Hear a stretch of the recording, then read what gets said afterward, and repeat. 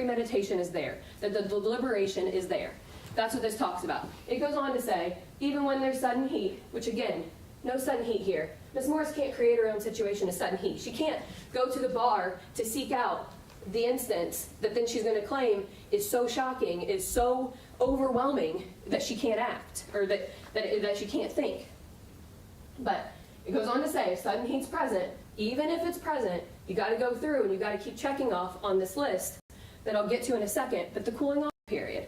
Okay? So has there been time to think? Is there a substantial period of time to cool off? And it says that there's any identifiable break. We're going to go through all of the breaks, all of the times, all of the different options that Ms. Morris had, all of the thoughts, all of the actions that she made. There were a million breaks. There were a million identifiable breaks in this situation that then make sudden heat fail. Okay? Evans v. State is the only other case I'm going to talk about. It's similar to the factual scenario that we talked about in voir dire, and it's a little bit similar to the...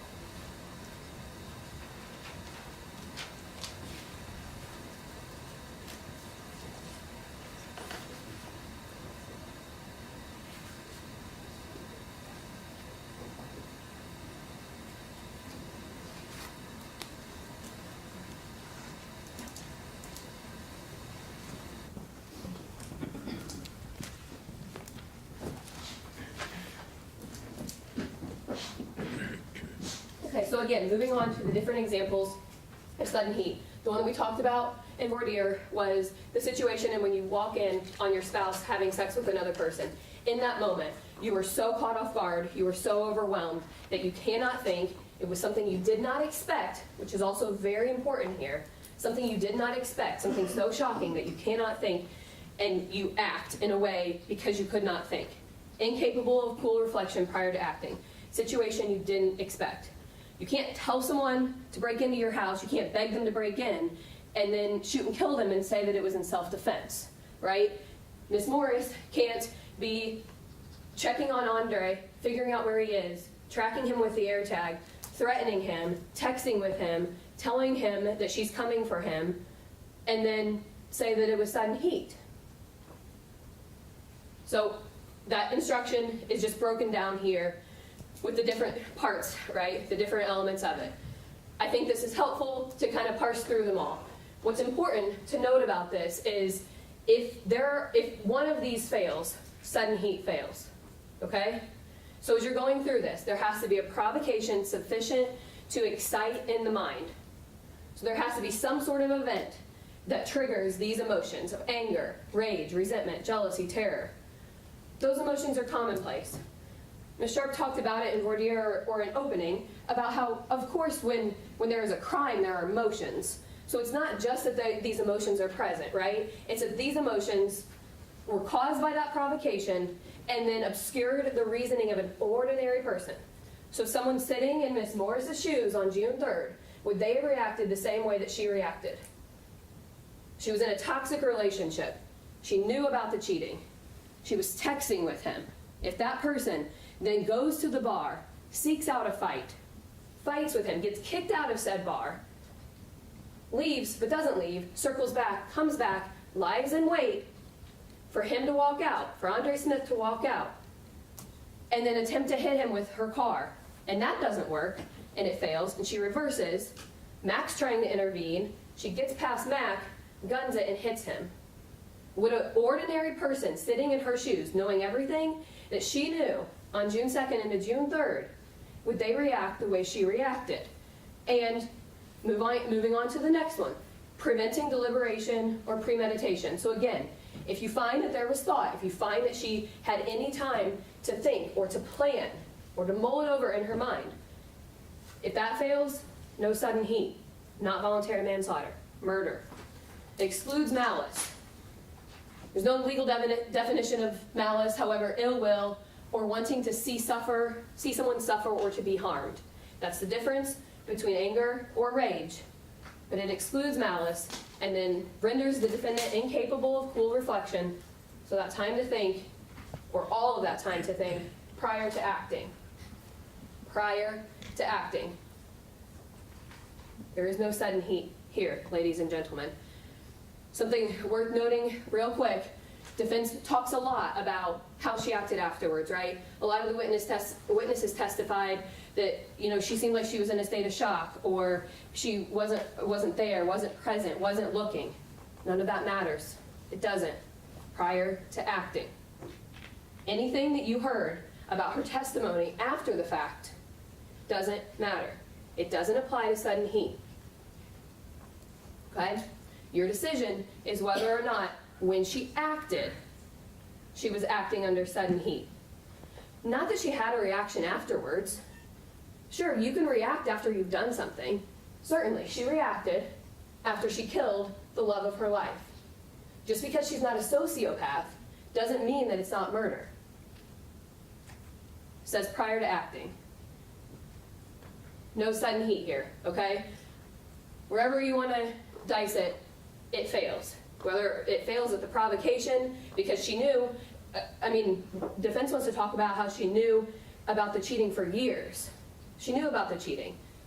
Leading up to that day, she knew about the cheating. She's texting with him about it. She put the AirTag in his car. She's texting with Kenya Brown. Was the provocation the fight? Was it that it was, in fact, another woman? Either way, we have to move on. And if it fails in one of the other ones, then it fails completely. So sufficient to obscure the reason of an ordinary person, an average person in her shoes, with all the information that she has. Prevents deliberation or premeditation. So is it contemporaneous? Is it simultaneous? Is it happening right in that moment? Again, where she is unable to reflect. She had lots of time. We're going to talk about it all the time. We're going to talk about all the decisions. She had lots of options. She made a bunch of decisions where she was able to reflect. And again, prior to acting, so not before, but after. So I don't know how far back we want to take it. We want to start talking about years before she knew about the infidelity, days leading up to, and you saw the text messages. Defense talked in opening about, that week and all the things that Andre was doing leading up to that week. It's all stewing. It's all stewing in her mind. She's getting upset. She's getting angry. She's done. She's had it. She's over him. He's treated her badly for years and years and years. Earlier in the day, on June 2nd, she's texting with him. She's mad at him. On Tuesday, he wasn't there. They were talking about dinner, and then he doesn't show up. She's already mad. And then that day, she's texting him. She's texting with the other women. She's threatening them. You heard the audio messages that she leaves at 9:30, 3 hours before. 3 hours before. She's threatening them. And then even once she's at Tilly. So she seeks him out. She puts the AirTag in his car. There's text about that. She goes to where she knows he is, where she knows he's going to be with another woman, and starts a fight. But look at all these different actions, right? So she goes there, she fights with them. So not only are the actions themselves important, but counting the actions is also important, right? Because these are all part of the plan. This is all part of the reason that there is premeditation, why there is deliberation, why she did have time to think about all of this and act. And she acted in a way that she wanted to, that she meant to, when she killed Andre Smith on June 3rd. So she gets kicked out after the fight. She circles around, doesn't leave. Those are actions. She reverses and wait. You heard Mac and Morgan talk about it. She kind of pulls up and then reverses. Looks like maybe she's trying to hide her car. What's she waiting on, ladies and gentlemen? She's waiting on Andre Smith to walk out so she can hit him with her car. And how do we know that? Because the second he walks out, she tries to hit him with her car. That doesn't work. Mac intervenes. Mac can't stop it. He tries his best. You know, lots of people tried. People tried to break up the fight. Mac tried to stop it. She was on a mission, and it was a mission to kill. Attempts to hit him on the sidewalk. Yet another decision. More time to think, to plan, to act on that plan. She reverses. Then there's the, not altercation, but with Mac. Mac's trying to stop it. He says he has his hand on his hood. He's beating on the hood. He's saying, stop, go, you don't want to do this. She's on a mission. She reverses, swerves around him, guns it, makes contact. Again, all of these are actions. All of these are things that she's thinking about. Goes forward again. There were a lot of intervening steps, right? A lot of people trying to stop her. According to Ms. Williams, who testified today, the family's been trying to stop her before June 2nd. Just break up with him. Leave him alone. This isn't sudden heat. Sudden heat isn't that you've known about the cheating. Sudden heat is that you've been fighting all day, that you're seeking him out, that you start the fight inside the bar. All of the witnesses said that she was the initial aggressor. They say she approached, she was on a mission, she beelined it right for them, she grabbed the beer bottle, lying in wait in the parking lot for him to come out, attempting to hit him on the sidewalk, repositioning. None of this is sudden heat. A million actions here. And again, renders the defendant incapable of cool reflection. So here are some screenshots from the video inside of Tilly's Pub. They're important because they have the timestamp. So the video starts at 12:22. You can see him at the bar there. 12:40, they're walking out. You can see in the distance there by the front door, Andre and the defendant are walking out. At 12:40, or yes, sorry, 12:24, I apologize. 12:24 to 12:27 is how much time the defendant is outside in that car waiting, thinking. Not going to do it now because we have limited time. Go back when you're deliberating and sit there in silence for over 3 minutes. All of that time for her to think, for her to reflect, for her to cool down. She's not, and that's murder. So at 12:27, he's walking out, and at 12:27:50, you can see her car there in her headlights. Tatiana hasn't quite made it out yet. She's already attempting to kill him. Just going to briefly summarize some of the testimony from the different civilians. They all kind of had a different angle and saw different things, but some of these things are important. So Mac's kind of there throughout. He's trying to defuse the situation inside. He testified that once she left, he was relieved. Well, why? He's thinking it's over. He's thinking it's done. He's thinking maybe it was just a bar fight, and that's the end. He was relieved. But she comes back. He says it looks like maybe she's trying to hide her car. And then he says as soon as the door opened, she runs up on the sidewalk. He then says he tries to get in front of the car. I'm going to play that clip in a minute. You can see him getting in front of the car. He's saying, stop, don't do this. Again, time for her to think. People telling her not to do it. Don't murder Andre. He says her hyper-aggressive driving and approximates her speeds. You can see it in the video. She speeds off. She does. Whether she's going 15 or 35, it doesn't matter. It doesn't. She hits him. She's aimed for him. She kills him.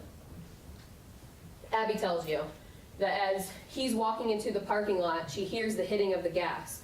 Jessica tells you that when she walks in, when the defendant walks in, she's scanning the room. She's looking for something. Again, she is on a mission. She knows what she wants. She knows what she's trying to find, and she finds it.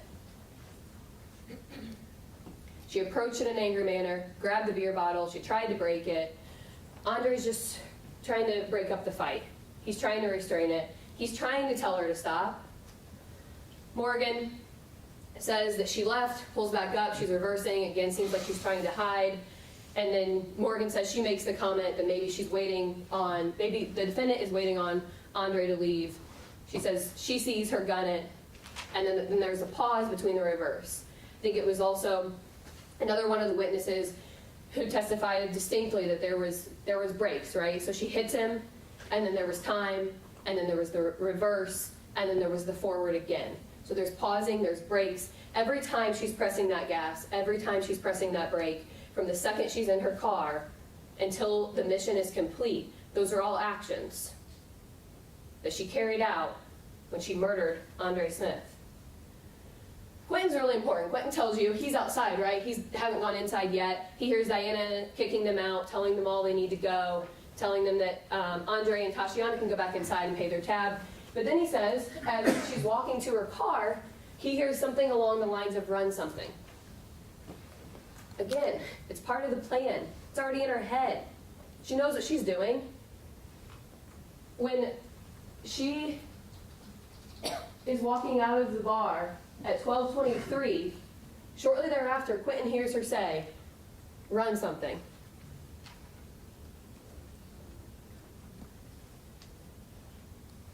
Then states, one thing and one thing only. She had a plan in mind. And then Tucker could tell that she saw someone inside the window. This is right when she pulls up. So when she pulls up, Tucker says that she reacts. She kind of looks in the window inside of Tilly's pub, and she sees Andre there, like she expected, with another woman.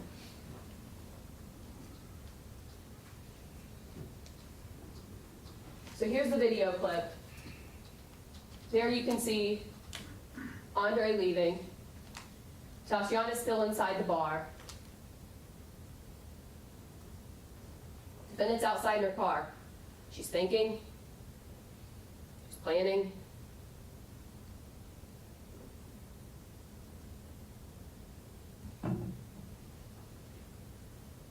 And boom. Tries to hit him.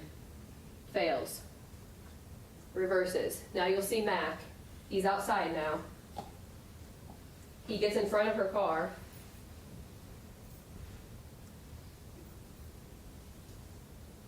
Again, trying to intervene, trying to stop it. She kind of taps him like, no, get out of my way. He's telling her, go, you don't want to do this. And she speeds off. Because she did want to do it.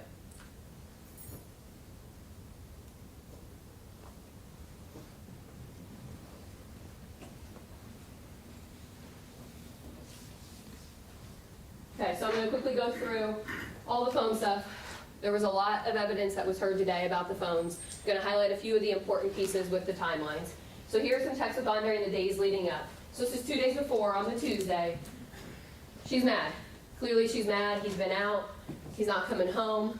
She's telling him she's going to take it back to the 2016-2007 Gaylyn, and he's not going to like that, and that he made a mistake by leaving a gun with her. But again, a couple days before, she's texting him. She's mad. They're already fighting. It's already stewing in her head. The day before, June 1st, at 4 o'clock, Andre says, why you put that location thing on me? She says, I got the drop on you, June 1st at 7. And his response is, bro, that's weird as fuck. I don't like it. No one would. But he knows about it. And she's acknowledging that she has it on him. Why?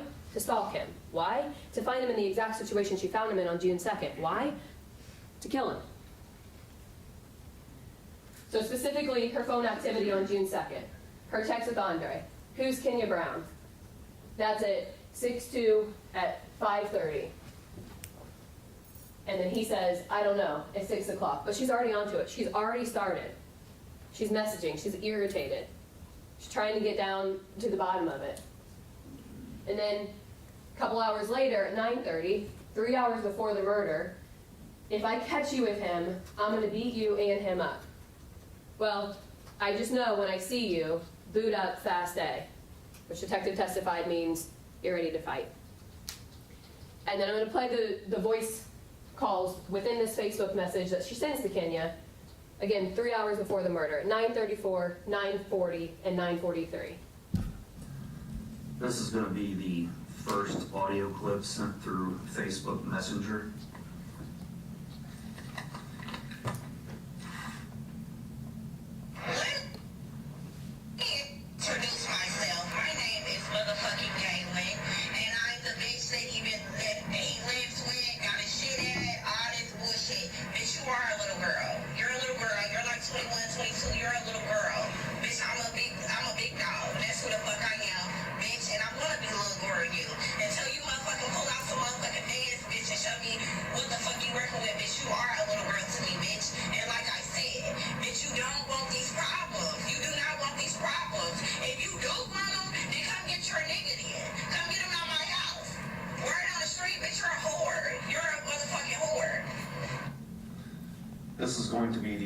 second voice audio clip sent through Facebook Messenger? Yes, you're a whore. Yes, that's what they said. You're a whore. Bitch, you looked a mess outside of the Egyptian room. Bitch, you looked a mess. Yes, you're the only bitch that he's fucking with. Yes. So yes, bitch, I'm on your ass. Yes, I can be mad. Yes, I can be pressed. I can do all of that. I don't give a fuck, because ain't nobody gonna do shit to me. Bitch, you need to be worried about me. If I catch you with him, bitch, me pulling up on you, because I'm gonna beat some ass. Yours and his. Motherfuckers say go after the nigga. No, I'm beating bitches and niggas up. I don't give a fuck. Bitch, I don't give a fuck about what the fuck you having, bitch. Come get this nigga out of my motherfucking house. Bitch. This is going to be the third audio voice message sent through Facebook Messenger. Bitch, a mess. Bitch, you keep saying you don't know about me. Bitch, I'm writing you. Tell me about me. Bitch, you wanna know about me, bitch? I've been messing with this nigga since I was 15, bitch. So I've been here. And yes, I'm in your inbox and you're not gonna do shit. Bitch, yes. I'm pressed about the nigga and you're not gonna do shit. Like I said, if I catch you with him, if I catch y'all together, bitch, you better motherfucking boot the fuck up fast, bitch, because you're not gonna see me coming, bitch. And that's on Jesus. And that's on your baby, bitch. And that's on everything, because, bitch, I'm not playing. I'm not playing. This nigga lives in my house, so yes, I am gonna be pressed about the nigga. Most definitely is. This nigga's eating my food, doing shit in my house, so yes, bitch, I'm gonna be pressed, bitch, and I'm on your ass.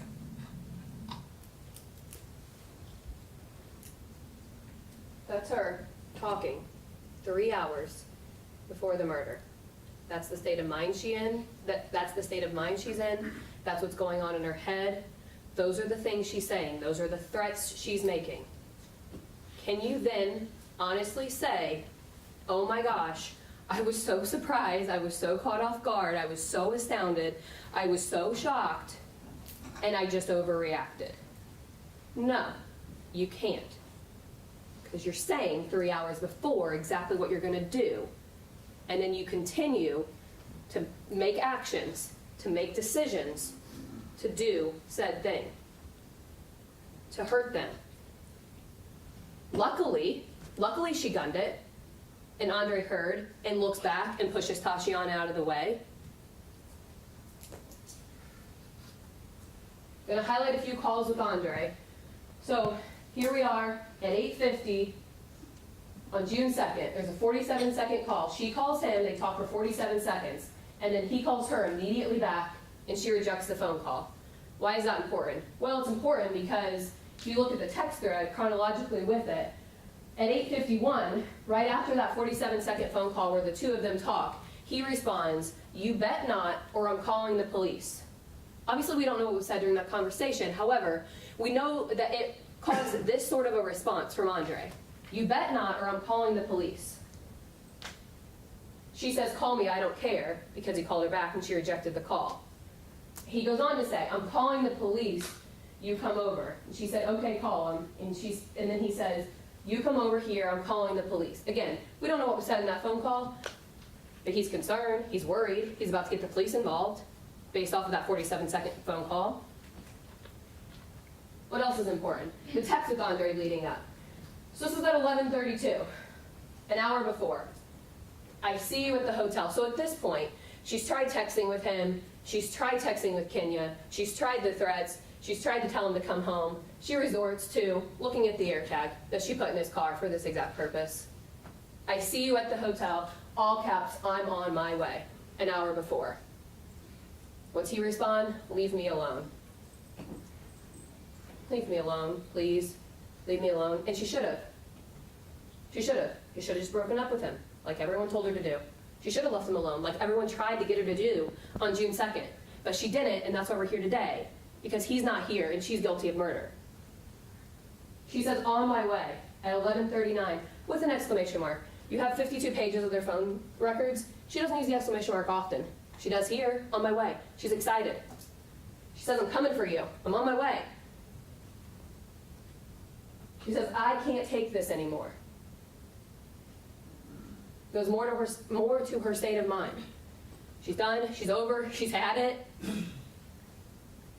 "I got something for you," 11:52. That was the last communication between the two of them, approximately 30 minutes before he's killed.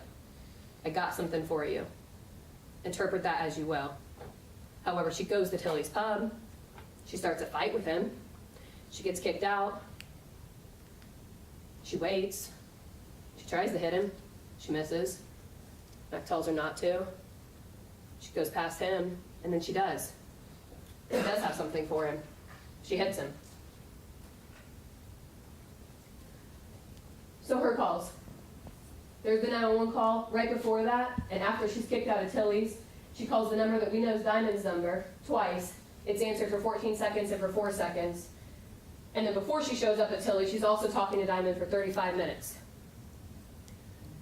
And again, this is just the contact with Andre. It's in chronological order. So there's all these outgoing calls, right? Starting at 10 o'clock, 10 o'clock, 10 o'clock, 10:03, 10:03. Most of them either go unanswered or they talk for 4 seconds, which is probably not a conversation at all. So he's ignoring her. She's calling, she's calling, she's calling. As soon as you come home, you're getting put the fuck out, is what she says. Where are you at? I'm ready to put you out. I'm changing my locks. I see you at the hotel. I'm on my way. Again, she's just sitting there. She's letting all of this stew. And then she's acting. He's not coming home. She's trying to threaten him. She goes after him. What room are you in? He says, leave me alone. We go through. I'm on my way. I'm done. Come get your shit. He says, okay. She says, you're at the Hampton Inn. I know exactly where you're at. Hampton Inn Suites. Hello. I got something for you. Again, this is what's going on. These are all of the things that she's doing leading up to killing him.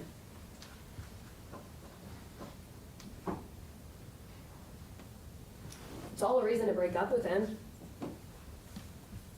You know, I wouldn't want to be with him. He wasn't faithful. Maybe he used her for sex. Maybe he was mean to her. Maybe he called her mean things. Maybe he used her for money. It's all terrible. No one deserves that. But you don't then get to run them over with your car 3 times, because that's murder. You break up with them. You tell them, I'm too good for you, goodbye. You listen to your family and friends. You listen to anyone telling you to stop, to leave them alone. You don't run them over. There's no sudden heat. There was time to think. Even if there was sudden heat, there was time for cool reflection. And again, prior to acting, everything she did afterwards, just because she cries, just because she has a reaction to killing the love of her life, doesn't mean that she didn't kill the love of her life.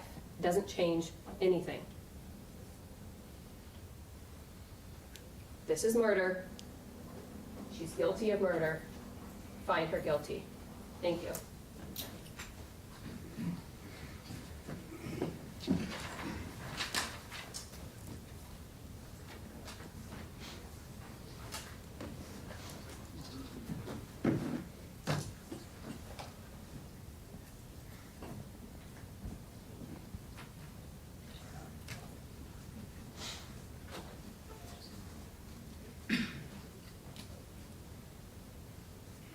Thank you.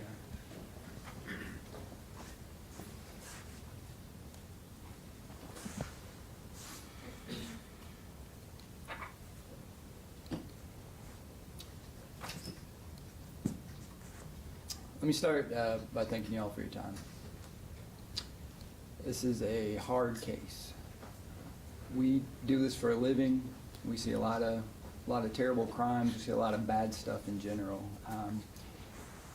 When you do it for a living, you start to develop a bit of a tolerance. You start to develop a bit of thick skin. But this is a sad case all around. Certainly, it's gotten to me more than a typical case like this does. And I think it's just easy to see the emotional weight involved in this case.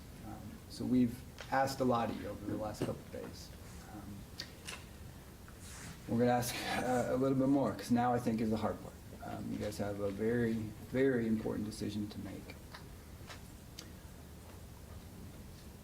What the people at Tilly's that you've heard from over the last couple of days, what they saw on June 2nd was an eruption. And like any eruption, if you push down long enough, the pressure builds, and you keep pushing, and the pressure builds, and then something gives, and it's explosive.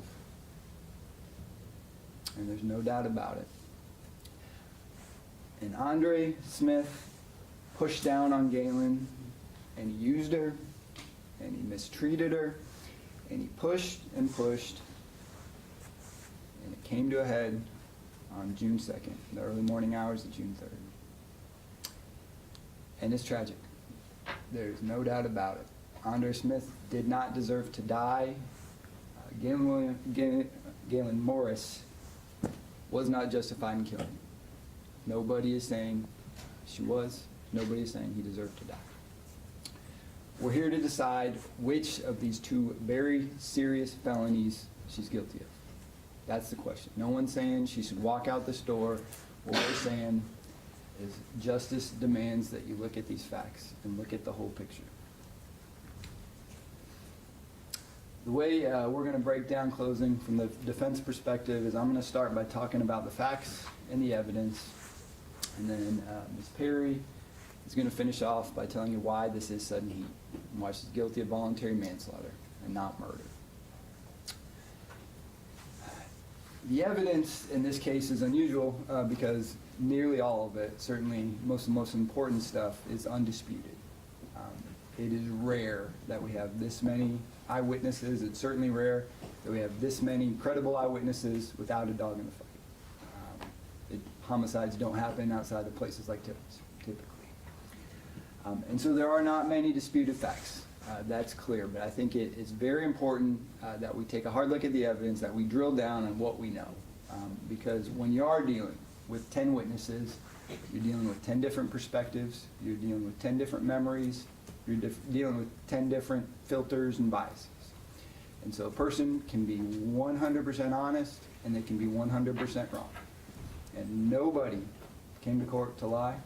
I firmly believe that. I think everybody did their best to tell the truth, but I think we heard several different versions of events on some of the critical issues, and I think it's very important that we get to what exactly happened. The first example, and this isn't all that important to the case, quite frankly, but the first example of how we have a lot of different people watching these events, some people getting it completely wrong, is a simple one. You might find it to be a silly one, but we heard from Jessica Quiroga. She was the hairdresser that testified Tuesday afternoon. I think she was the last one to go. Very nice lady, no doubt. She was as honest as she could be. She told you the fight was broken up by an off-duty Drake's employee. We heard another witness, Celeste, said that Mac got involved and broke up the fight between these two people. That's wrong. We have it on video. We know exactly who broke up the fight. It was Andre that dragged Gaylyn out of the bar. It's on video.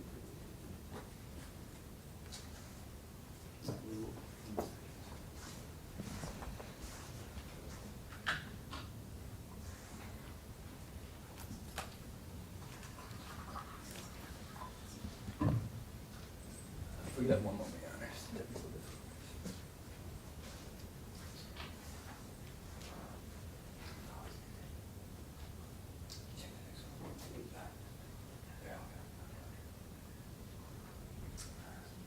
Judge, I think we're going to need just a moment.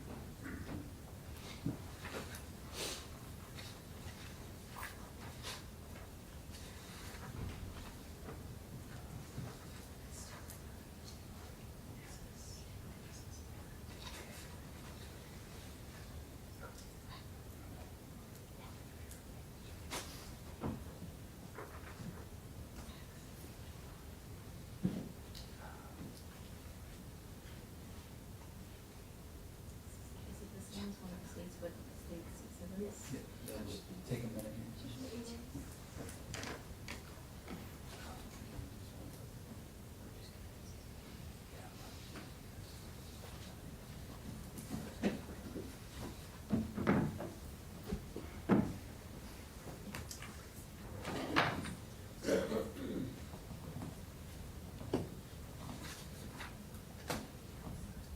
Times like these, I'm glad they allow cameras into them.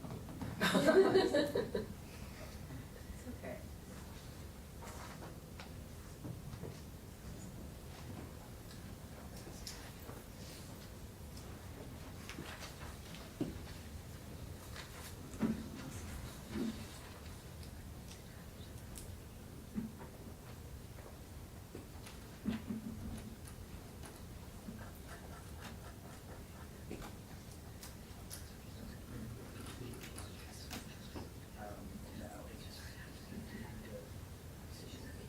All right.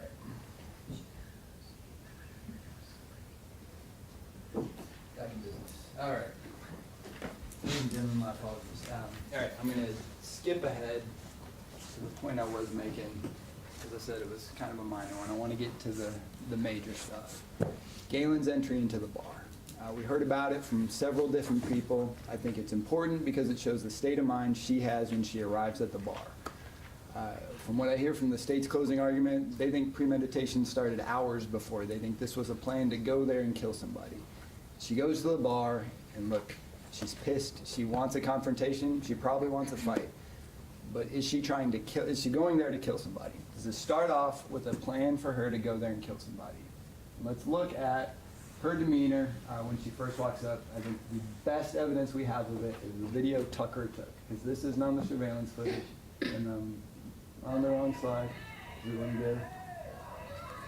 No, wrong slide. Initial interaction, there we go. So this is Gaylyn. She walks in, and this is what she did. This is what she does.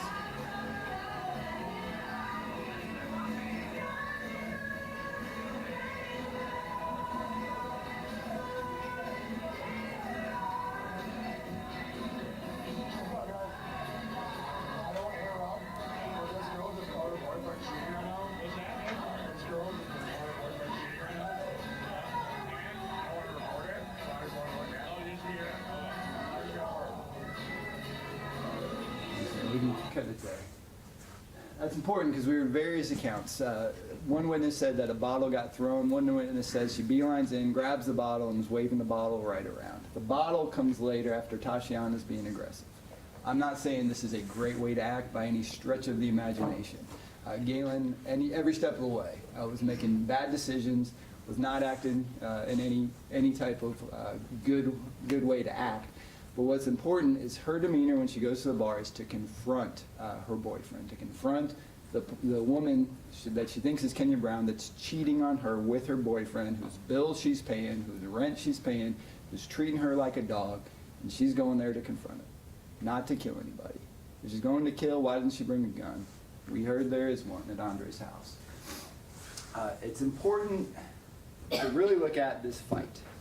And we'll go to the clip.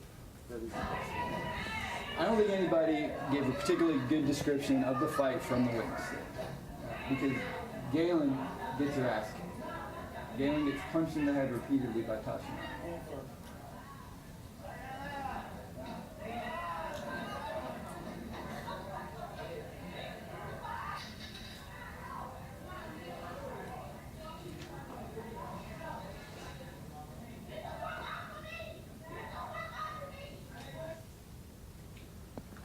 I think that's important. And look, maybe a fight was what Gaylyn was looking for. She wasn't looking to meet a brand new woman that was cheating on her boyfriend. She didn't expect it to go down like that. She didn't expect a much bigger woman to punch her in the head repeatedly while Andre's holding her. She didn't expect to get roughly pushed out of the bar by Andre. None of this was expected. None of this was the plan. All that is very important. And then finally, and I think this more than anything, is something you really need to pay attention to. I think this is critical when we're looking at whether this was sudden or murder. Her actions after the fact. This is the only video we have.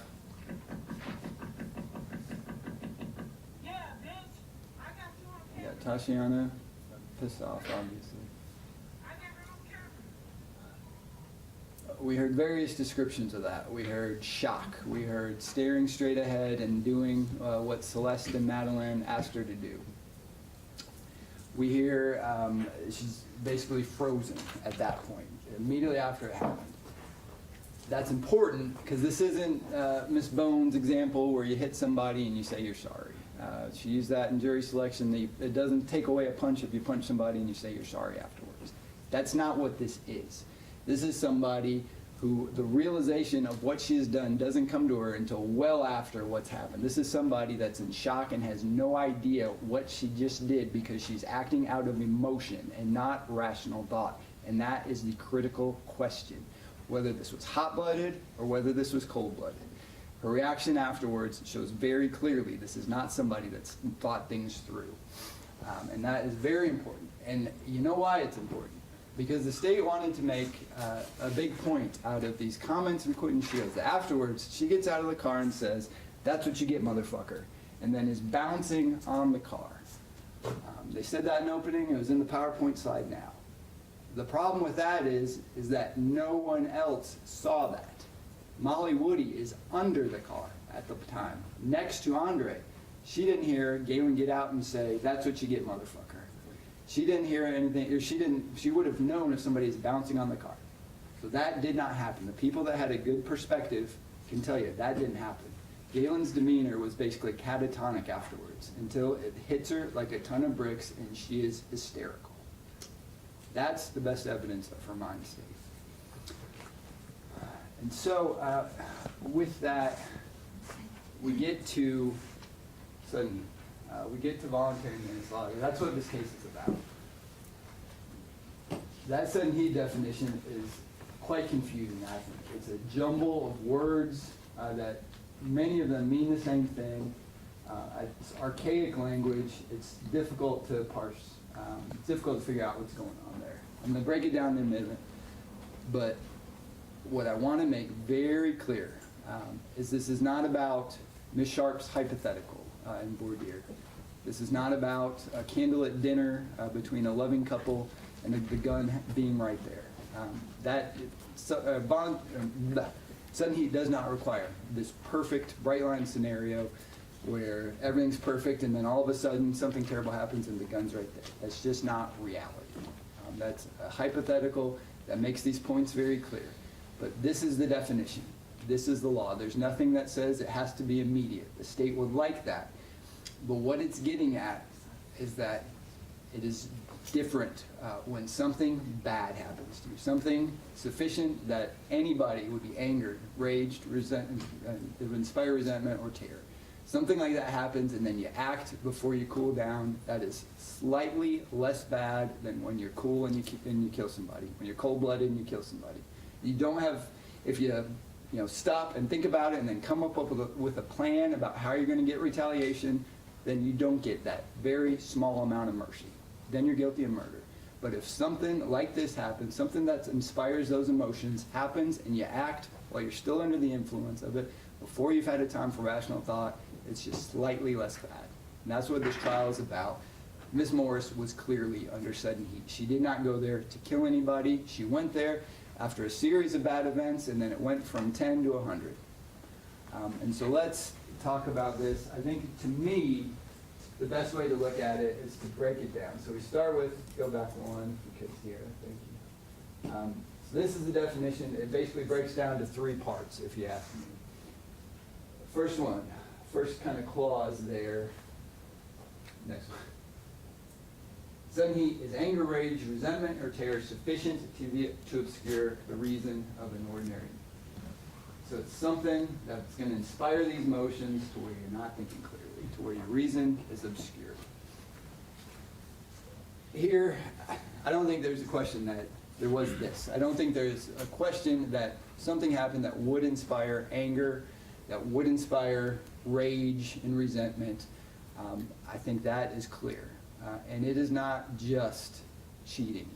It is the buildup. It is 10 years of this lying and being used.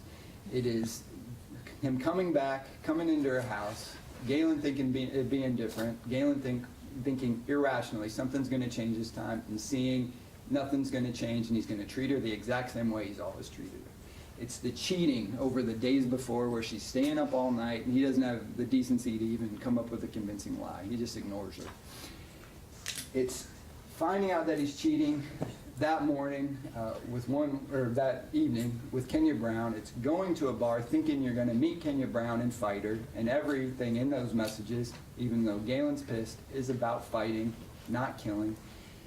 It's going to the bar, and suddenly you've got a new woman that the guy who's living in your house and taking advantage of you is sleeping with. It's that guy showing not the slightest bit of decency. It's the woman he's sleeping with beating you repeatedly.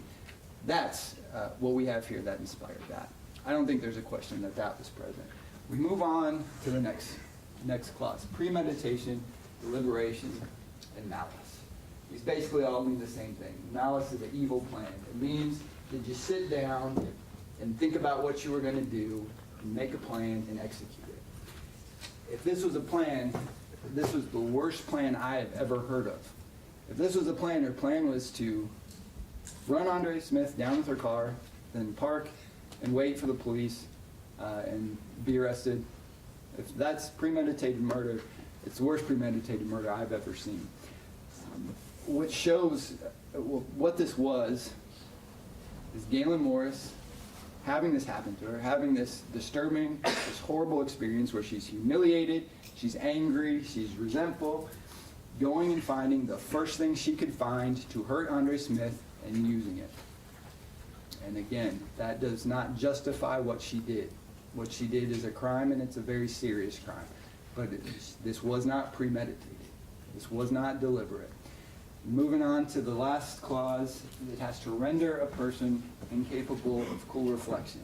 This, I also think, is not in dispute because we see the exact moment that Gaylyn is suddenly realizing what's going on and suddenly thinking, suddenly capable of registering what's going on, and it's about 20 minutes after this happens.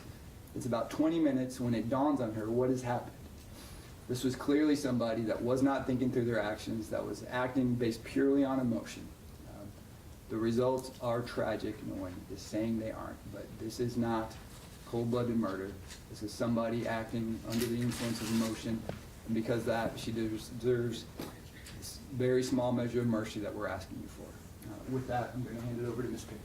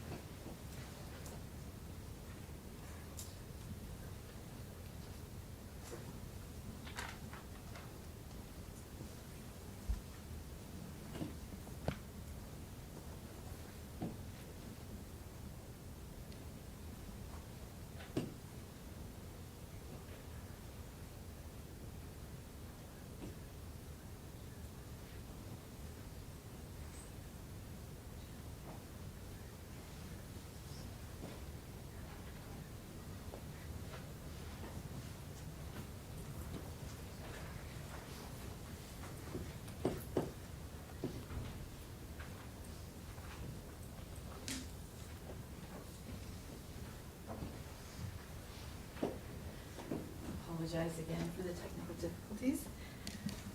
So I'm going to talk to you about Gaylyn and Andre's relationship. This relationship started when Gaylyn was 15 years old.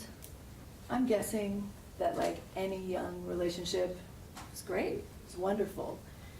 Meeting somebody new, getting to know them, and they started dating. They dated for a long time into their adulthood. But patterns developed in their relationship.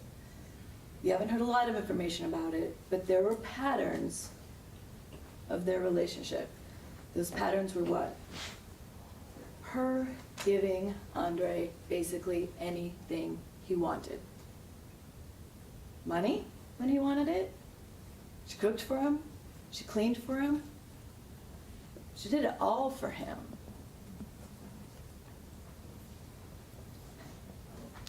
He was her life. So she was willing to give all those things up and do anything she could to keep him. What did she get in return? Low self-esteem. He kept her down here. The name calling her fat, calling her dumb, calling her all these things. That does something to a person over a long period of time. That's abuse. And that's the cycle they were in. What else did he do? He cheated on her repeatedly, over and over. When somebody's in that cycle, in that pattern, it's not as easy as being like, I'm just gonna leave this guy. This is the only boyfriend she had ever had. This is the only romantic love she knew. And she just wanted his attention. She wanted his love. She wanted him with her. That's the life that she was living. Should she have left him? Of course. I don't know when, 16, 18, 20, 21, 22, 23? Yeah, nobody should take that. Can't explain why she stayed with him. But she's in this cycle, and she does. And no matter what he does to her, cheating on her, having a child with another woman, all it takes is that little bit of attention, and she takes him back. Well, so what? Why is that important? It's important because it shows her mental state.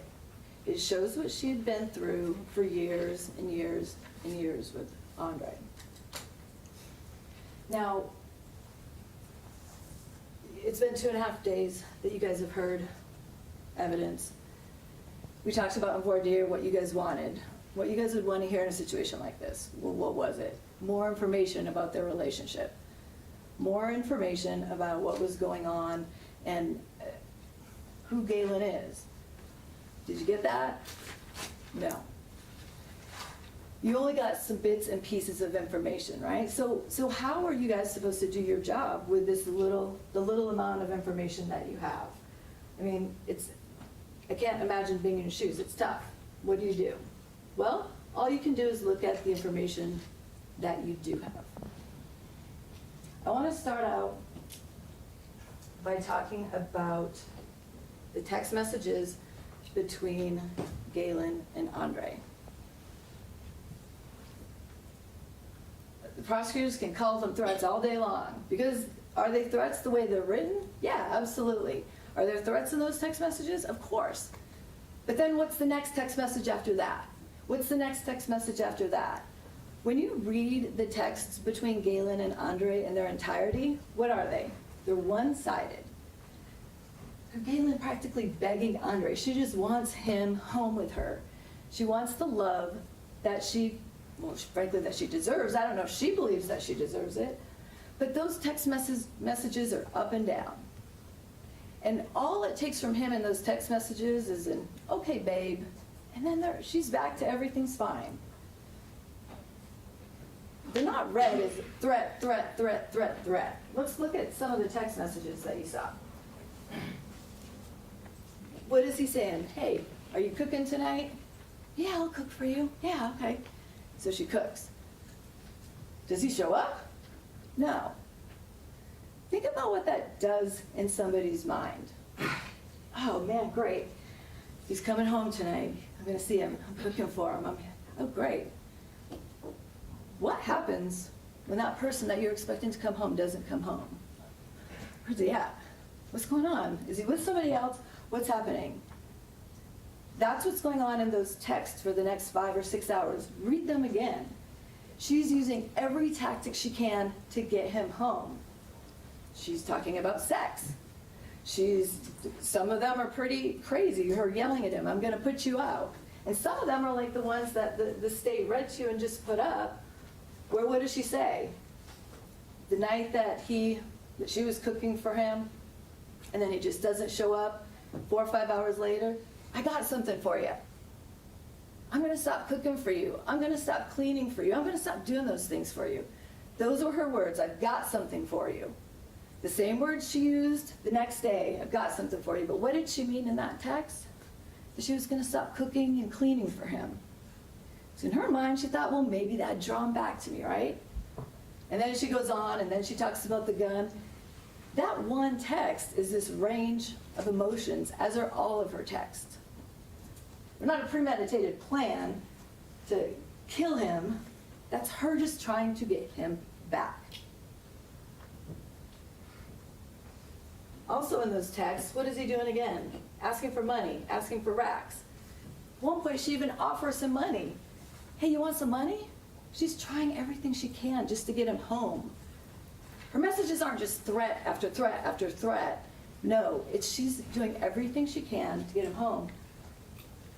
Offers him money. Hey, I just want $100. Do you want it? She thinks that will draw him back, get him back to her. So, when you're looking at those texts between her and Andre, think of it from a person in that place, from a man that's telling her, I'm going to be home, and then doesn't come home. What does that do to somebody's mind? Keeps them down here, right? Keeps them on the hook. And that's what the texts show. Why is it important? It shows her state of mind. She's on his hook. And why would Andre ever want her off the hook, right? He's getting everything. He's getting his bills paid. He's getting money when he needs it. He's getting a place to stay. He's getting, I'm sure there's sex involved. He's getting food. He's getting things cleaned. And what does he have to do? Nothing. What does that do to a person when it's happening repeatedly?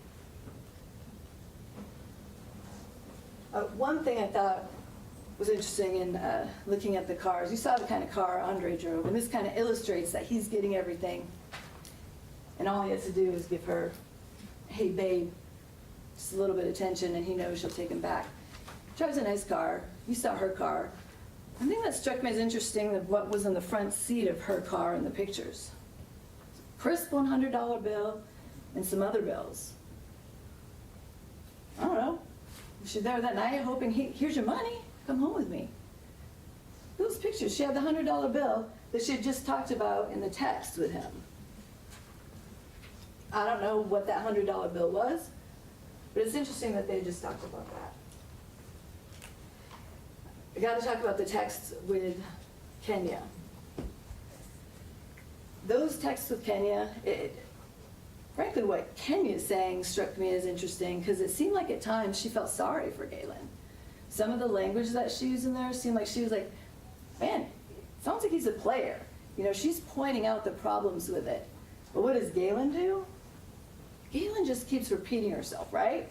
Everything you heard on the videos, everything that's in the text, it's your bitch, you're a whore, you know, I'm pressed up on him. She's just saying the same thing. It's like she's not even processing what's going on, what Kenya's saying. I mean, it's like Kenya's trying to reason with her, and it's not hitting Gaylyn, because she's in this heightened emotional state. Imagine sitting there texting, wondering where your boyfriend is, texting with this woman named Kenya that he's cheating on. Read those texts. It's not two grown women having an intelligent conversation and talking something out. It's Kenya trying to do that, and Gaylyn just is in this emotional state.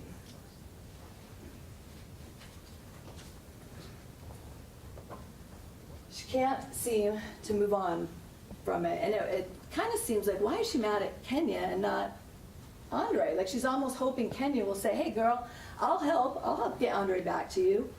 Because Gaylyn talks out of both sides of her mouth, right? You can have him. Hey, get out. I'm kicking you out. But at the same time, wanting him to come home from her.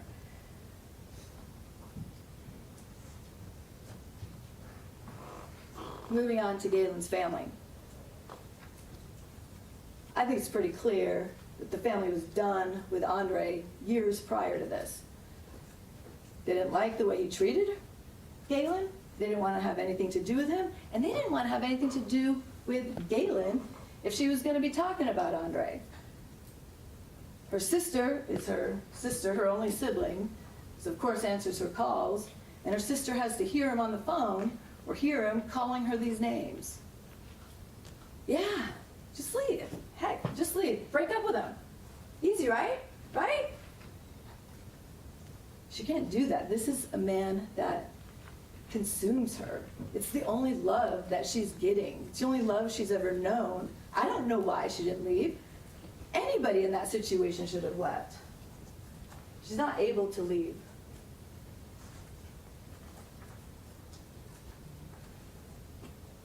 So you've got those texts. What else do you have?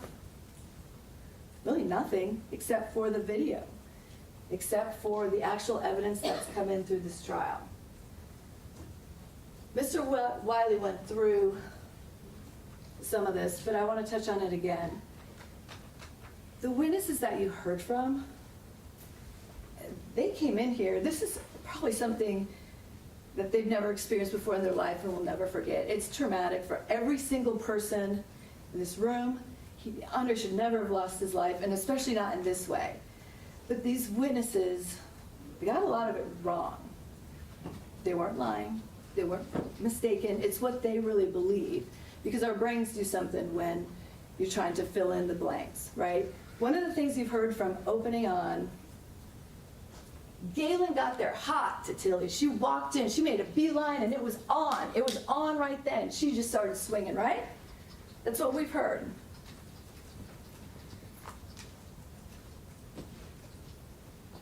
We saw a different perspective of the video on day 2.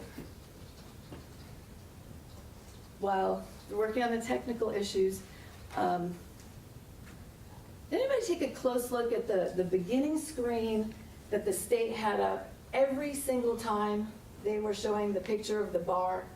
And it was just kind of that first, and this is where we'll go to next, but that first initial picture.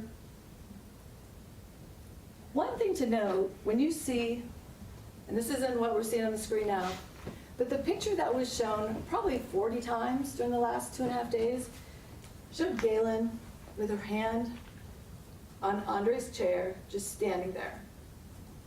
I don't know if any of you noticed, but there's not one patron in the bar, because you can see several. The state used it to show where all the witnesses were standing. Not one patron in that bar has their attention focused on Gaylyn, Andre, or Tashiana. Why not?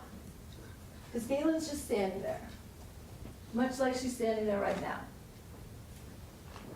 Play this. I want to stop for a second and pause. So you can tell here, nobody's paying attention to what's going on. The guy's right next to them. He hasn't even turned around to look and see what's going on, because there was a conversation. Now, before going too much into this, I want to talk about a couple other things that have already happened this night, correct? Sorry. One, we know that Gaylyn was having the text conversations with Kenya. And she's expecting Kenya to be there. I don't know if Gaylyn's expecting to fight. I don't know if she's expecting to tell her, hey, take him home. He needs to stay with you. I don't know what she's expecting. Maybe to fight. I don't know. But what happens when she gets there? Is Kenya there? Kenya's not there. What? This is something new, right?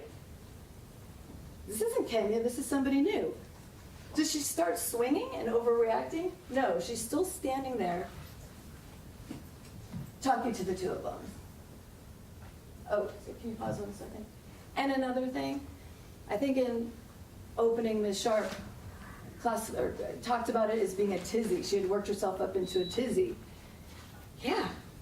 And you know what? This may have been the first time. I don't believe she had the air tag very long. I don't know that she's ever confronted somebody that Andre's been cheating with before. You certainly have not heard any evidence of that. She just got on this air tag. This could be the first time she was actually able to find him with his girl. And so what does she do? She doesn't put on clothes. She doesn't do anything with her hair. She goes in her pajamas. So she goes to the bar in her pajamas. We can start it again. You're still talking, right? You stop right there. They're still having a conversation. Tashiana gets up. Still talking. Gaylyn appears to just be trying to walk out. And we don't know what's said. Now, watch what happens next. You stop right there. Andre's backing up and going toward Tashiana. The guy standing right there, people still aren't really watching what's going on. So it's not like it was described many times that Gaylyn ran in, made a beeline, and just started swinging. It's not what's happened yet. Go ahead. So Gaylyn stays right there. Andre goes back to Gaylyn. He's trying to grab the bottle. He's got his hands on Gaylyn. Stop right there. I don't know if you're noticing. Tashiana's clapping. You stop right there. Back up just a little. Oh, if you can't, that's fine. Gaylyn is next to Andre. She doesn't have her hands up. She's not doing anything. She's right here. And I think you just saw what happened. She was punched by Tashiana.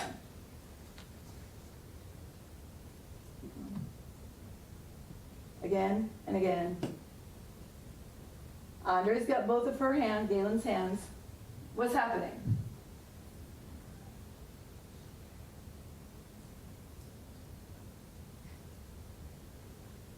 Can you stop?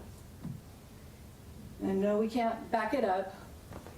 Andre's trying to get Tashiana away from Gaylyn. And then the rest of this is what you saw from other perspectives, and that's fine. That's all we need for that. So what? So what? The version you've heard is that Gaylyn went in there, hot, and she immediately attacked Tashiana. That she was going there for a fight. She went in there and she started a fight. That's not what happened. That's not what the video shows.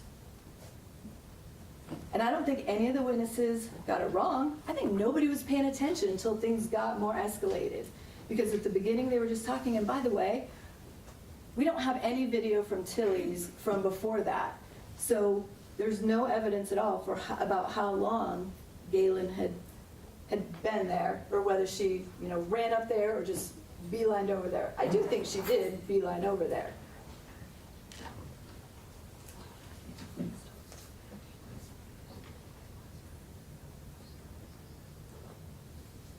So we have Gaylyn confronted with somebody new. Then she gets the crap beat out of her. Then Andre pushes her out the door. Now, one other thing that we don't know is what Andre said to Gaylyn when they're outside. I assume it may have been something like, "This is crazy, you crazy bitch, get out of here, go home." But I don't know.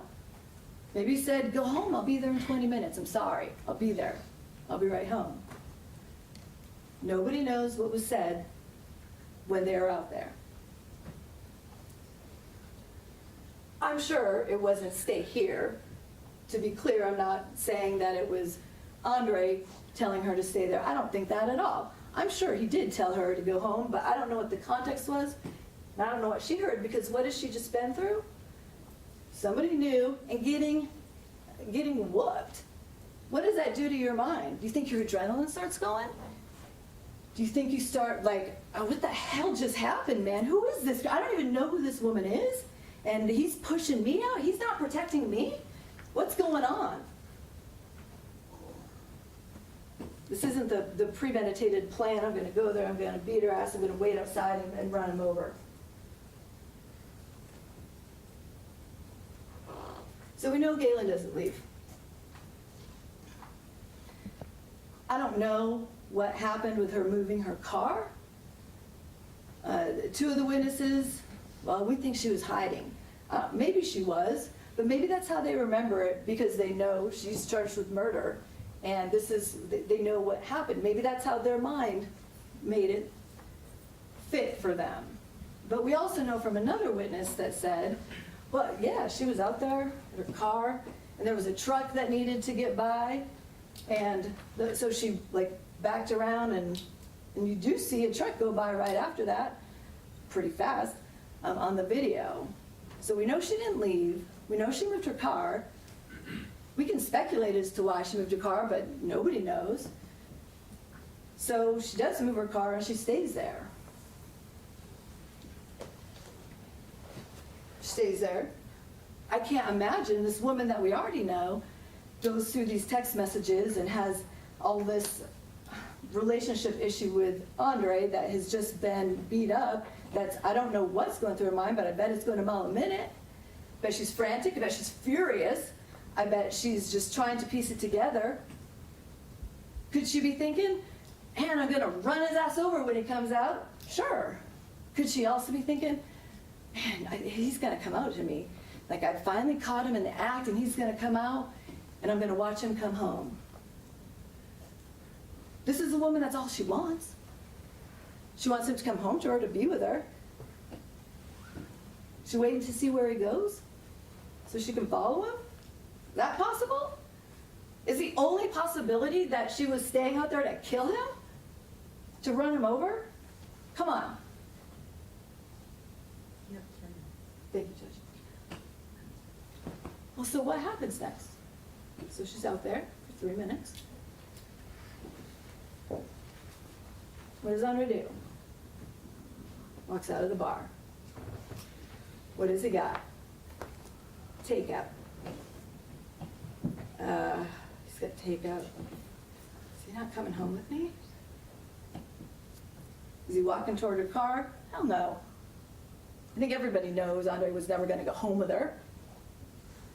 He's walking away from her. He's walking away from her? He's walking away from me? Are you kidding me?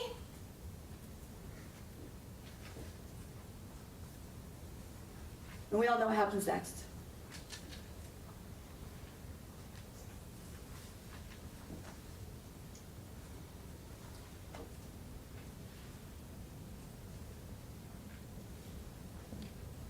This wasn't a situation where Gaylyn was sitting in her car. Huh. Shoot. Well, there's another woman in the picture. That sucks. I should probably just go home. But you know what? I could also just stay here and run him over.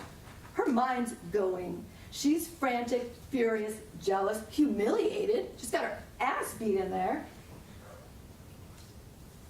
Sit there in silence. Did she sit there in silence for 3 minutes? If you want to go back in the jury room and sit there in silence, as the prosecutor asked you to do, try going back there and sitting in silence and thinking about a time when you've been humiliated, when you've been beaten, when you've been in the situation where you just found somebody and actually saw with your eyes. It's not knowing he was cheating. You saw it with your own eyes. Then think about that for 3 minutes instead of just in silence. Her reaction after is 100% important.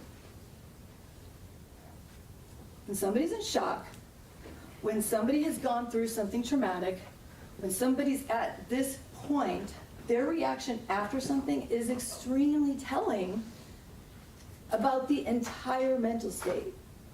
So to say that she could have been in one state before she struck Andre, and then her state completely changed after, it's just not the reality of our worlds, of human nature. Her reaction after is important because when somebody's in shock, when somebody can snap out of something, that's important information to have because it tells the story. So what do we have? Her reaction right after. The two people there soonest, Madeline and Celeste. What did Celeste tell you? Shocked, stunned, she's shaking. What's her name? Or I think Celeste said she told her name. Her name's Gaylyn. Celeste walked her through what to do. She did it. She wasn't like, fuck him, he deserved that. There was nothing like that. She was in shock. It was like she was having an out-of-body experience, as I believe how Celeste described it. And that lasts until Tashiana pushes Celeste out of the way and reaches in the car and is trying to hit Gaylyn. And remember Celeste's words, it seemed like she snapped out of it. And then she started defending herself.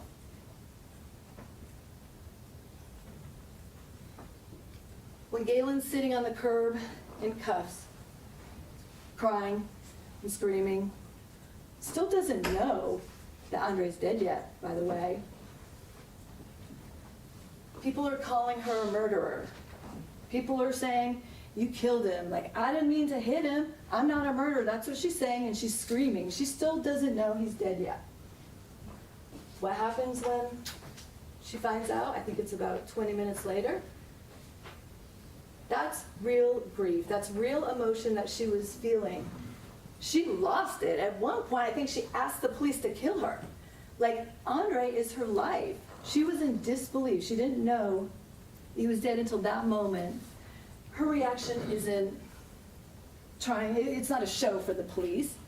It's not a show for the cameras. It's not her brilliant mastermind way of like, well, if I act surprised right now, then they will maybe think that this wasn't sudden heat. That's not what's going on. The emotions you saw and heard are real. The state has to disprove sudden heat beyond a reasonable doubt. That's their job. They aren't going to be able to do it today. Now, I want to talk a little bit about what that means, what their burden is to disprove sudden heat beyond a reasonable doubt. Thank you, Judge. If you believe it's reasonable that Gaylyn acted in sudden heat, that's voluntary manslaughter. If you believe it's probable, possible, highly probable that she acted in sudden heat, all of that's voluntary manslaughter. We talked about some of this in the second round of voir dire. Well, what if I think, yeah, maybe it could be sudden heat, but maybe it's murder too. That's voluntary manslaughter, not murder. Well, you know, yeah, but it's reasonable. Yeah, it's reasonable that sudden heat, but I really think it's murder. That's voluntary manslaughter as well. It's a hard concept to understand, but it's the law. It's the instruction the judge will give you. If there's two reasonable interpretations, it's written in a way that it goes toward the defendant's innocence. In this case, it would go toward voluntary manslaughter.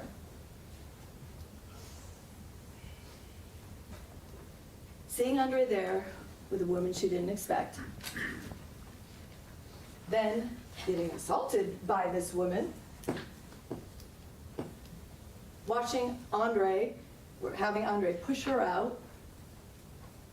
This is one situation for Gaylyn that's going on her head. Nobody pressed pause or stop when she got in the car. It kept going. It kept going. Capable of cool reflection? Absolutely not. What happened? Gaylyn Morris literally got punched in the face with reality. Literally. This is sudden heat. We ask you to find her guilty of voluntary manslaughter. Thank you.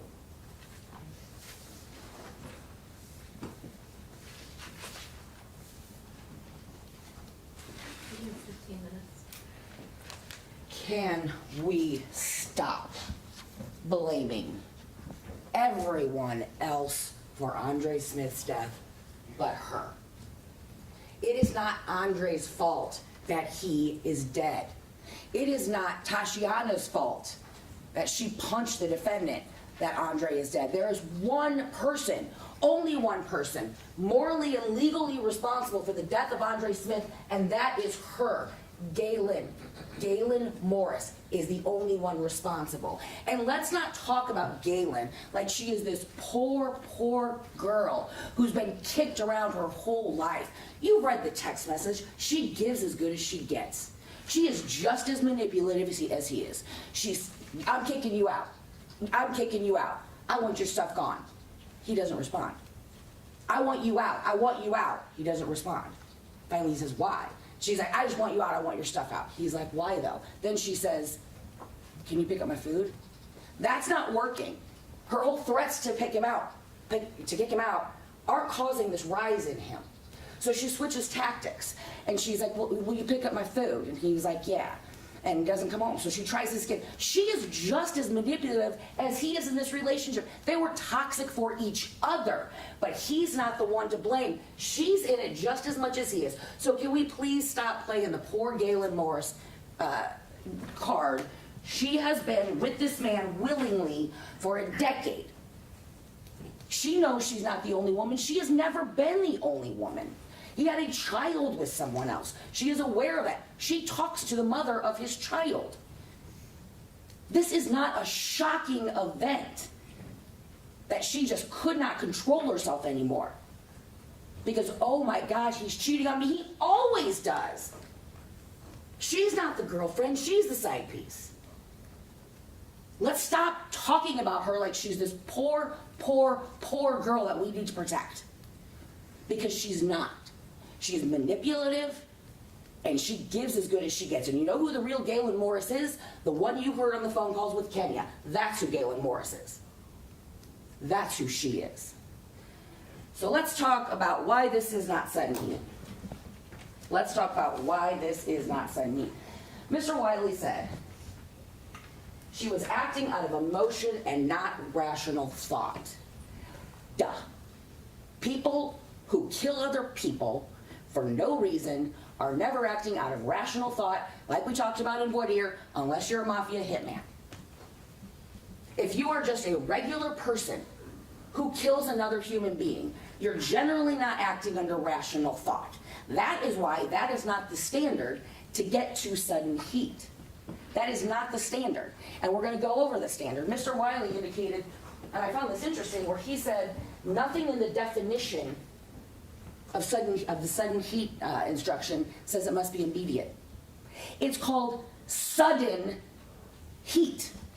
Sudden means immediate. You don't get to stew and stew and stew and get enraged and build yourself up into such a lather that you literally go out of your house in your pajamas to confront him, with knowing he is with another woman. Her goal was what happened in that bar. And if anybody thinks, after listening to the voicemails that she left for Kenya and seeing the rage continue to build in the hours before she goes, if anybody thinks she walked in and was just like, hello, Andre, I would like to have a conversation with you. No, she went in there hot. You can see her, she's doing some of this. She is starting something with them. Do we know what she said? No, but I really don't think it's pretty. Because we've heard how she talked to Kenya. That's her attitude. That's what she was doing. So frankly, we don't know what she said that made Tashiana lose her mind and punch her in the face, but I'm going to submit to you, she probably said something that might have deserved it. So sudden heat is a mental state which results from provocation sufficient to excite in the mind of the defendant emotions such as anger, rage, resentment, jealousy, or terror, sufficient to obscure the reason of an ordinary person. That is you. That is the collective you. What happened to her, or what she did, what she saw, had to have been sufficient to obscure the reasoning and the logic of a person, of a normal, ordinary person. No. She has a temper. You've seen it in some of her texts. You heard it in her voice. She has a temper, and she builds herself up, and she builds herself up, and she builds herself up, and she builds herself up, until finally she was like, you know what? I'm confronting this. I'm confronting this. I'm going to go over, and as she said to Kenda, I'll be your ass and I'll be his ass. She's going there with a plan to cause violence. Even if it was just the fight, she doesn't get sudden heat for the fight. She's going there knowing what she's going to find. You cannot set a trap to catch your loved one with another person and then act like you're shocked when you catch your loved one with another person. You cannot create your own sudden heat. She doesn't get to do that here. And an ordinary person would not have gone to that level of anger, rage, sudden resentment, or jealousy where that they could not think. And again, Mr. Wiley says this was acting out of emotion and not rational thought. That is not the standard. That is not the standard of sudden heat that you are required by law to follow. It renders the defendant incapable of cool reflection. Incapable. Not that she just didn't reflect coolly, because she clearly didn't, but that she was actually incapable, that an ordinary person would be incapable of cool reflection. You do not have to believe she went to that bar to kill him. She knowingly killed him when she slammed on that gas and hit him in the parking lot. You don't have to believe she went over there to kill him. But you cannot say that she went over there and then all of a sudden shocked into something happening.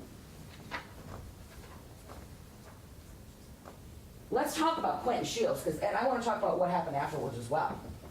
So, Quentin Shields told you that when he got there, they were already outside, everybody was outside, and they were getting kicked out, and he heard her saying something, she's getting in the car, about something about run, or running. I'm submitting to you, she said something along the lines, I'm gonna run you down.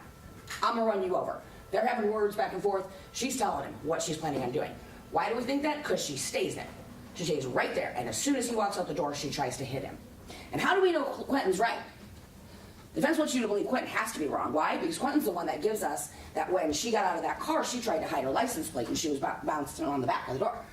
How do we know he's right about that? You saw Tashiana Nash's video, right? She takes a video, she goes behind the car and takes a picture of the license plate, right?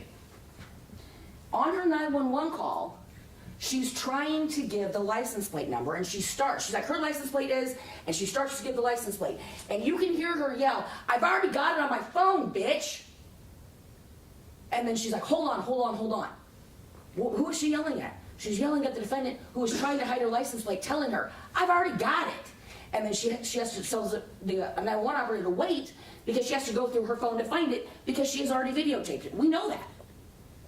Quentin Shields did say that because in the heat of the moment, Tashiana Nash is telling you she's standing in front of the license plate trying to stop me from doing it.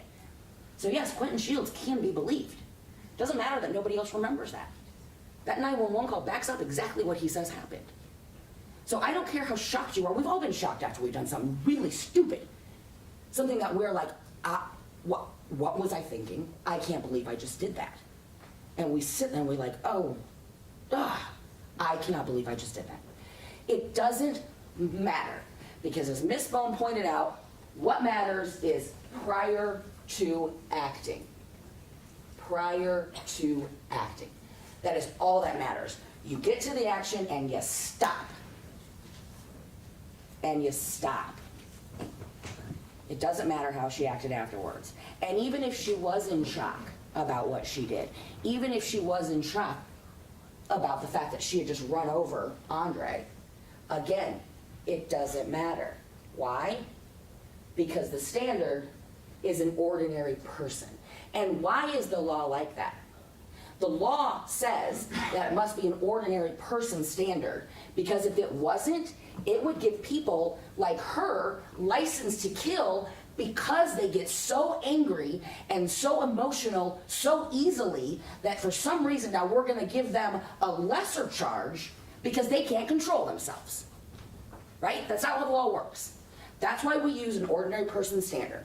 If you can understand and if you believe all of this exists, then okay, it's sudden heat. But I'm not seeing a single one that exists. And please remember the excludes malice. Because does anyone think, thank you, does anyone think that she was anything other than wanting to cause harm when she ran him over? Then that's malice. Ladies and gentlemen, it would be very easy for you to go back and just say, you know what? I feel a little sorry for her. You know what? It's still a serious charge. I'm going to give her voluntary manslaughter. That might be easy, but that's not justice. This is murder.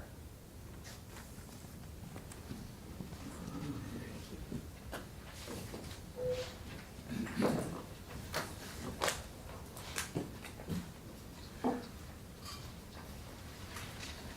right, at this time, I'm going to go through the final instructions. You'll find a copy of the final instructions in your folder. You can read those along with me if you want to, or you can just listen.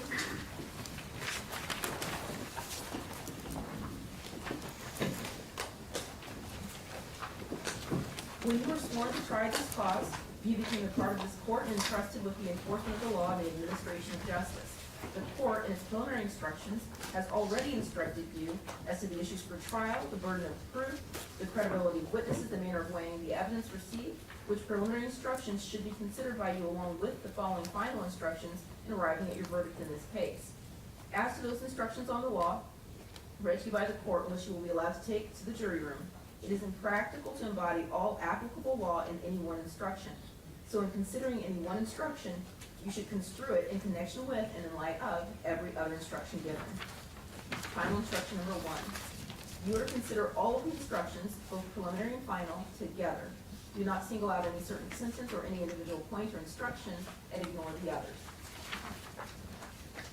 Final instruction number 2. No defendant may be compelled to testify. A defendant has no obligation to testify. The defendant did not testify. You must not consider this in any way. Final instruction number 3. Your verdict should be based on the laws and the facts as you find them. It should not be based on sympathy or bias. Final instruction number 4. Statements made by the attorneys are not evidence. Final instruction number 5. The crime of murder is defined by law as follows. A person who knowingly or intentionally kills another human being commits murder, a felony. Included in the charge in this case is the crime of voluntary manslaughter, which is defined by law as follows. A person who knowingly or intentionally kills another human being while acting under sudden heat commits voluntary manslaughter, a level 2 felony. Sudden heat is a mitigating factor that reduces what otherwise would be murder to voluntary manslaughter. The state has the burden of proving beyond a reasonable doubt that the defendant was not acting under sudden heat. Before you may convict the defendant, the state must have proved each of the following beyond a reasonable doubt. 1. The defendant. 2. Knowingly. 3. Killed. 4. Andre Smith. 5. And the defendant was not acting under sudden heat. If the state failed to prove each of elements 1 through 4 beyond a reasonable doubt, you must find the defendant not guilty of murder as charged in count 1. If the state did prove each of the elements 1 through 4 beyond a reasonable doubt, but the state failed to prove beyond a reasonable doubt element 5, you may find the defendant guilty of voluntary manslaughter, a level 2 felony, a lesser included offense of count 1. If the state did prove each of the elements 1 through 5 beyond a reasonable doubt, you may find the defendant guilty of murder, a felony, as charged in count 1. Final instruction number 6. The term sudden heat means a mental state which results from provocation sufficient to excite in the mind of the defendant such emotions as anger, rage, sudden resentment, jealousy, or terror sufficient to obscure the reason of an ordinary person, and as such prevents deliberation and premeditation, excludes malice, and renders the defendant incapable of full reflection prior to acting. Final instruction number 7. It says preliminary instruction, that's an error. My apologies. The burden is upon the state to prove beyond a reasonable doubt that the defendant is guilty of the crime charged. It is a strict and heavy burden. The evidence must overcome any reasonable doubt you may have concerning the defendant's guilt, but it does not mean that the defendant's guilt must be proved beyond all possible doubt. A reasonable doubt is a fair, actual, and logical doubt based upon reason and common sense. A reasonable doubt may arise either from the evidence or from a lack of evidence. Reasonable doubt exists when you are not firmly convinced of the defendant's guilt after you have weighed and considered all of the evidence. The defendant must not be convicted on suspicion or speculation. It is not enough for the state to show that the defendant is probably guilty. On the other hand, there are very few things in this world that we know with absolute certainty. The state does not have to overcome every possible doubt. The state must prove each element of the crimes by evidence that firmly convinces each of you and leaves no reasonable doubt. The proof must be so convincing that you can rely and act upon it in a matter of the highest importance. If you find that there is a reasonable doubt that the defendant is guilty of the crimes, you must give the defendant the benefit of that doubt and find the defendant not guilty of the crime under consideration. Final instruction number 8. These instructions do not contain any information concerning a possible sentence. The court alone is responsible for sentencing if there is a conviction. Final instruction number 9. To return a verdict, each of you must agree to it. Each of you must decide the case for yourself, but only after considering the evidence with the other jurors. It is your duty to consult with each other. You should try to agree on a verdict if you can do so without compromising your individual judgment. Do not hesitate to re-examine your own views and change your mind if you believe you are wrong, but do not give up your honest belief just because the other jurors may disagree or just to end the deliberations. After the verdict is read in court, you may be asked individually whether you agree with it. When you begin, select one of your members as foreperson to manage deliberations. No one will be allowed to hear your discussions, and no recording will be made of what you say. The bailiff is available to assist you with personal needs, but cannot answer any questions about the case. Any question for the court must be in writing and given to the bailiff. The court often is not allowed to answer your questions except by rereading all of the jury instructions. Because the court has given you those instructions, you may be able to answer your questions by reviewing them. If there is a break in deliberations, do not talk about this case among yourselves or with anyone else. The court is submitting to you forms of possible verdicts you may return. The foreperson should sign and date the verdicts to which you all agree. Do not sign any verdict form for which there is not unanimous agreement. Sign only one verdict form for each count. The foreperson must return all verdict forms, signed or unsigned. When you have agreed upon a verdict, inform the bailiff. When the parties are present, you will be brought back to court for the verdict to be read. After you return a verdict, you are under no obligation to discuss it with anyone. Final instruction number 10. Alternate jurors, Ms. Carter and Mr. Henson. You have been selected as an alternate juror. Your duties are the same as those of the regular jurors, except you must not participate in the deliberations or voting of the jury unless I direct you to do so. The foreperson shall prevent alternate jurors from deliberating or voting with the jury. The foreperson shall promptly report any violations of this instruction to me.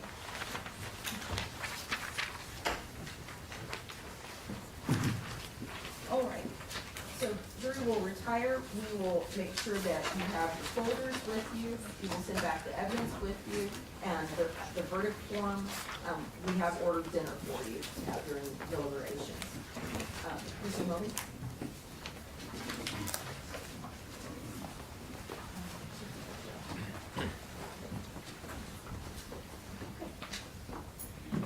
As bailiff of this court, the court now places the jury in your charge.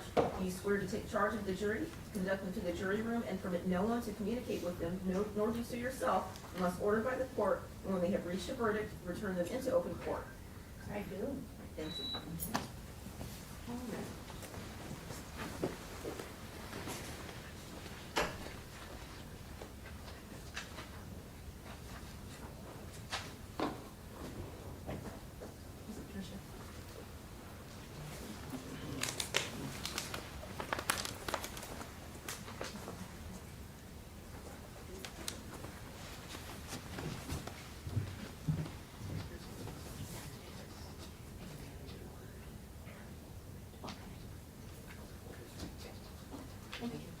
All rise.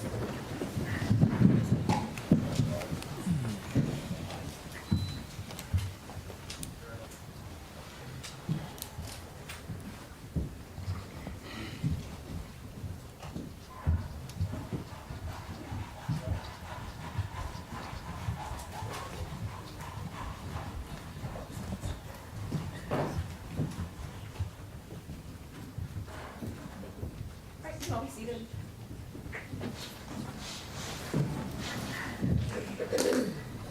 Do you guys think you're gonna stick around, or are you leaving? I mean, I'd prefer not to just sit in the building if that's okay. Yeah, Okay, great. that's fine with me.